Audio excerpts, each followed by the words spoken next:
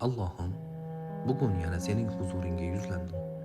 Chunki bilaman, qalbimdagi eng og'ir yukni ham sen ko'tara olasan. Odamlar oldida kuchli ko'ringanim bilan sen bilasan ichimda qanday holat ekanligini.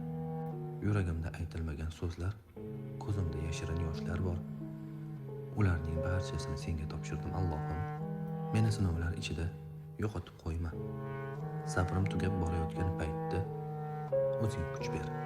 To'g'ri yo'ldan adashsam, mehring bilan yana qaytar. Qalbimni hasad, g'azab va g'amdan pokla. Allohim, halol rizq nasib et. Qarzim bo'lsa ado etishga yo'l och. Niyatim pok bo'lsa, amalimni oson qil.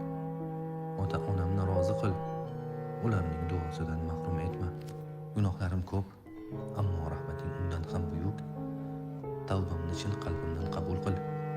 Meni namozimdan, zikrimdan, o'zingdan uzoqlashtirma.